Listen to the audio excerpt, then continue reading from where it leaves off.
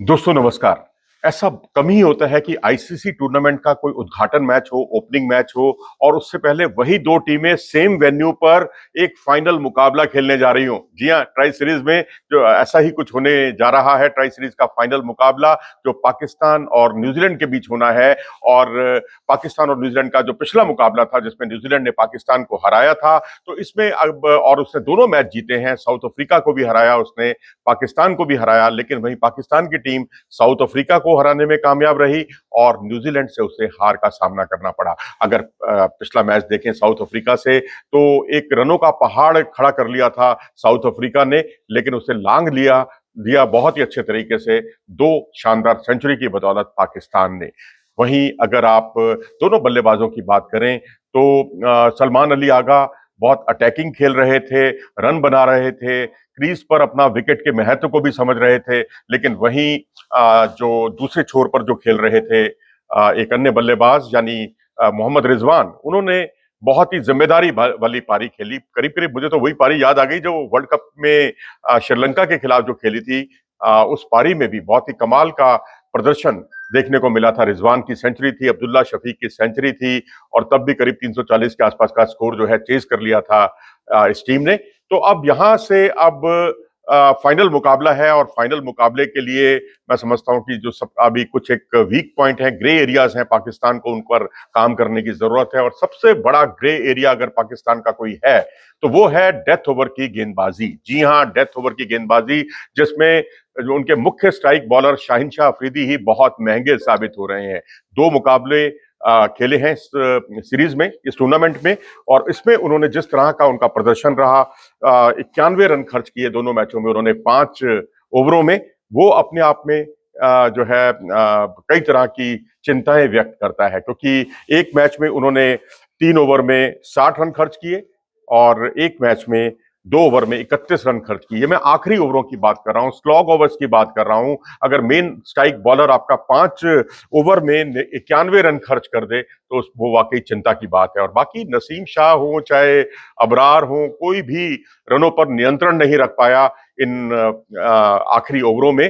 तो अब ऐसे में यह भी विचार उठता है कि क्या मोहम्मद वसीम होते या कहीं ऐसे गेंदबाज होते जो, जैसे किसी जमाने में उमर गुल काफी रनों पर कंट्रोल किया करते थे, उस तरह के बॉलर शायद पाकिस्तान के पास अब नहीं है।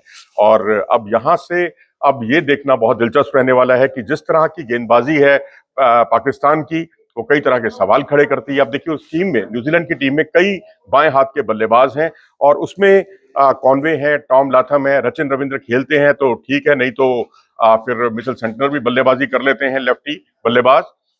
इनके सामने एक कुशल ऑफ स्पिनर होना चाहिए। सलमान आगा उस लेवल के ऑफ स्पिनर नहीं है, जो अपने पूरे 10 ओवर का कोटा भी पूरा नहीं कर पाते। तो लेकिन ठीक है, बल्लेबाज तो बड़े कमाल के हैं, ठासू बल्लेबाज हैं, कमाल की बल्लेबाजी उन्होंने की, दिल जीत लिया। साजिद यहां पर होते तो बहुत बड़ा अंतर पैदा कर लेते।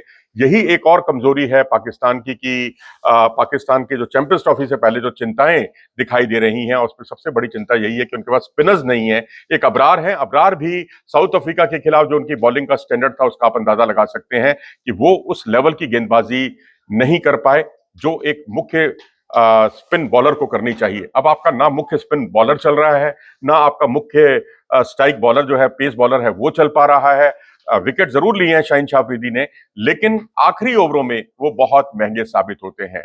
रही सही कसर बाबर आजम की फॉर्म ने पूरी कर दी है, कुछ कैमियो रोल से काम नहीं चलने वाला। ठीक है, आप एक पार्टनरशिप करते हैं शुरू की, लेकिन आपसे लंबी पारी की दरकार है, बड़ी पारी आपको खेलनी ही होगी।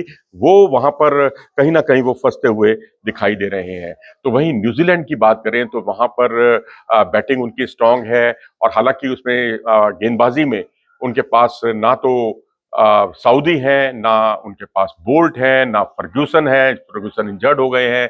ऐसी स्थिति में राउर के, हेनरी और ठीक ठाक गेंदबाजी कर रहे हैं और एक नए गेंदबाज उनकी टीम में बेन सीयर्स जो है, वो भी उतनी खराब गेंदबाजी नहीं कर रहे हैं, लेकिन हाँ उनका लेवल वो नहीं है।